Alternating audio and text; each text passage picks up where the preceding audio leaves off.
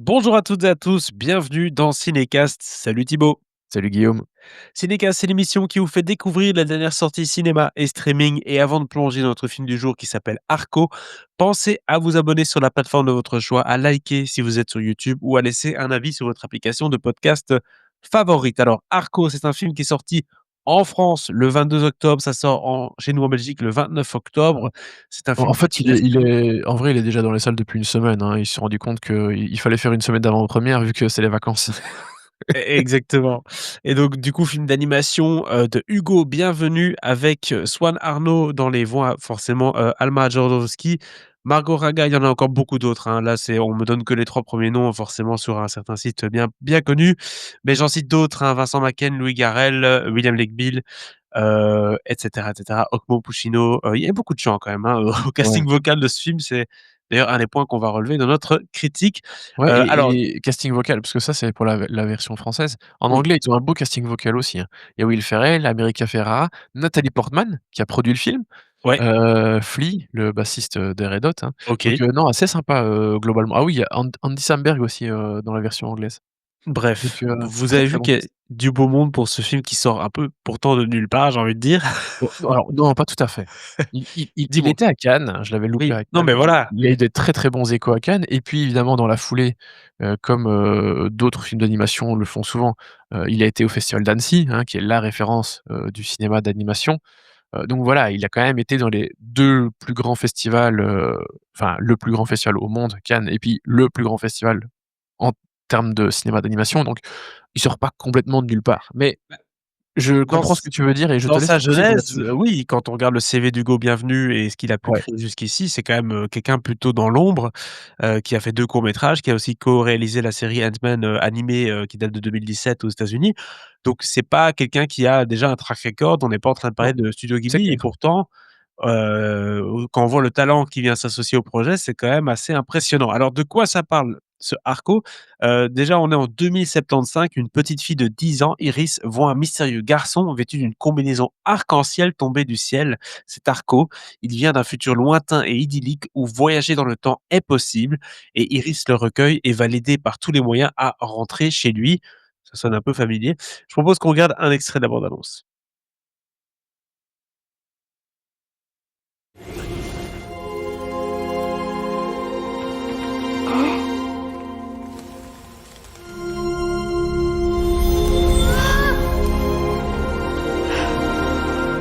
T'es qui toi? Mickey? Je commençais sérieusement à m'inquiéter. Qu'est-ce que ça peut être? Aucune idée. À mon avis, c'est un magicien. Ou peut-être un ange.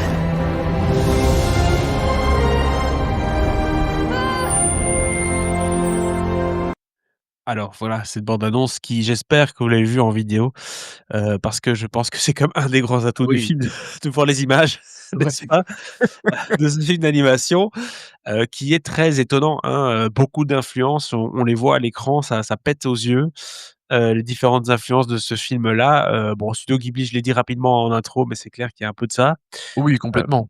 Déjà, et même au niveau de la de enfin de pas que juste le fait que ce soit de l'animation 2D, mais juste au niveau des thématiques et cetera. Le fait d'avoir des enfants comme personnages principaux, bon, c'est souvent aussi le cas quand même, dans le cinéma d'animation, mais c'est clair que les thématiques et les références, à Ghibli, elles sont assez nombreuses, dans ce film-ci. et même le dessin, j'ai envie de dire, la manière dont les personnages sont parfois dessinés, même la musique, la manière dont elle s'emporte, c'est des trucs qu'on peut très bien voir dans les films de Studio Ghibli, donc c'est très, très, très, très, très similaire. Et également, bon, on revient sur le synopsis 2 secondes, ça nous fait penser directement à un film comme E.T. avec la trame de, il faut ramener à la maison, c'est un peu ça aussi l'idée, même si forcément on va dépasser tout cela avec d'autres péripéties. Évidemment, on n'est pas dans le même film. Non, non, Heu, c'est clair qu'on n'est pas dans le même film. Mais oui, il y a des influences multiples. C'est clair que l'influence japonaise, elle est énorme, mais Hugo Bienvenu, le réalisateur, a vécu, au Mexique et pendant de très nombreuses années et on sent quand même aussi un petit peu une influence, américaine et latino, dans le film. Donc c'est un vrai melting pot de pas mal de choses qui font que le film est assez intriguant et que, oui, tu as l'impression d'avoir déjà vu ce genre de choses et en même temps, tu vois que tu as jamais vu ça comme ça non plus et c'est ça qui rend le Exactement. film très intéressant.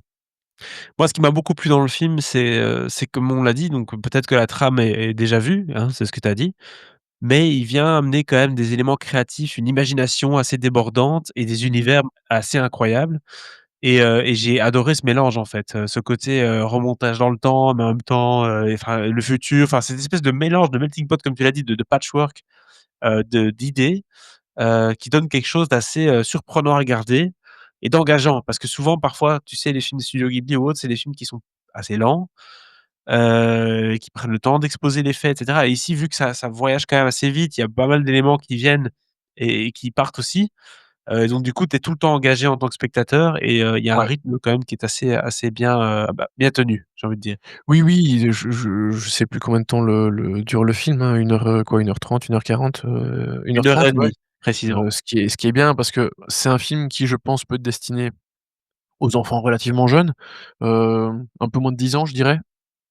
Je sais pas si tu même montrerais ça à tes enfants, mais je pense Bah, qu'autour de 10 ans, tu peux commencer à montrer ça, voire un tout petit peu avant et en même temps, le film est hyper riche en thématiques qui sont intéressantes et je pense quelque part aussi importantes à raconter aux enfants, hein. Tu sais, tout ce côté de l'amitié, tout le côté aussi, le message, sur l'écologie qui est assez fort, et très accessible. Donc je pense que c'est un film qui peut plaire quand même aux plus jeunes, et en même temps, en tant qu'adulte, on s'ennuie pas une seule seconde devant ce film, quoi. tu as un peu l'impression qu'ils ont fait un dashboard de toutes les grandes problématiques de notre société et les problématiques à venir et ils se sont dit: «On va tout mettre dans le film». Donc on a l'amitié, le passage du temps, la solitude, la relation aux technologies et cetera. Tout ça qui est dans un film, et du coup, oui, tu as raison, pour montrer Mais ça à des jeunes, c'est à partir de 8 ans, hein, pour le film. Hem, Ça a tout à fait son sens d'avoir un film comme ça, qui aussi a cette vocation éducative, si je puis dire, ou en tout cas de mmh. sensibilisation, Ouais, ouais, bien sûr. sur ces thèmes-là. Mais tu vois, tu parles de toutes ces thématiques qui sont abordées.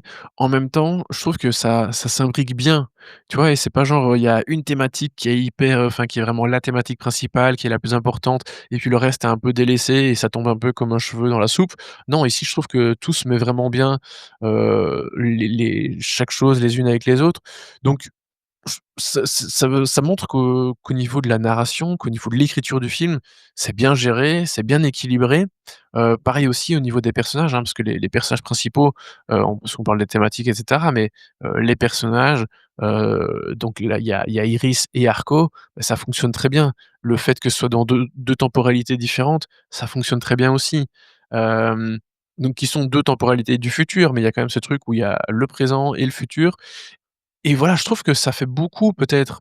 Tu pourrais te dire que c'est même limite de trop pour des enfants, mais je trouve que c'est vraiment écrit assez finement et que, tu vois, en fait, ils rendent pas ça trop compliqué.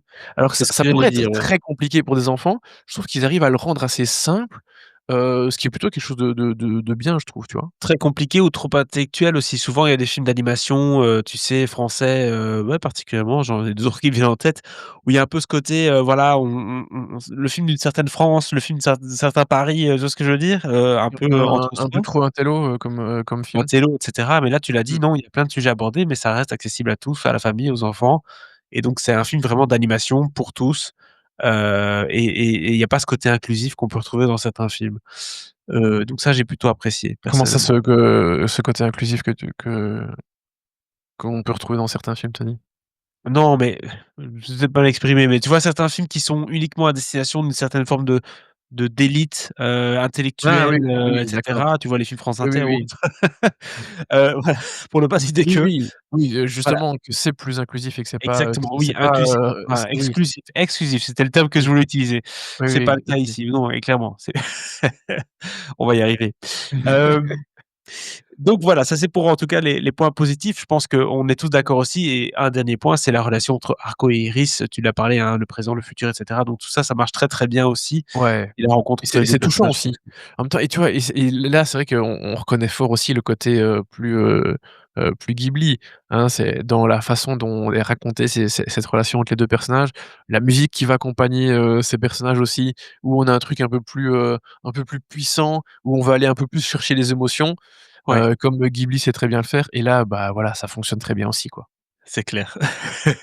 Et tu l'as dit, les voix, hein, on a dit en début de critique, très bon casting, que ce soit en français ou bah, du coup en anglais, qui viennent, soutenir tout ça et qui apportent un peu leur couleur à ce film-là aussi, d'un point de vue, vocal puisqu'on a, bah, comme on l'a dit, Louis Garrel, Vincent Macaigne, des personnes qui ont quand même à chaque fois un timbre particulier, qu'on reconnaît et qui marchent bien avec les personnages qu'on leur attribue. Ouais, tout à fait.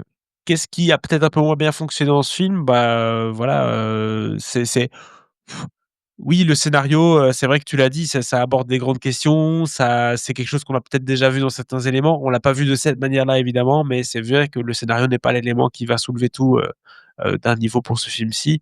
Mais voilà, là on commence vraiment à aller chercher des petits éléments.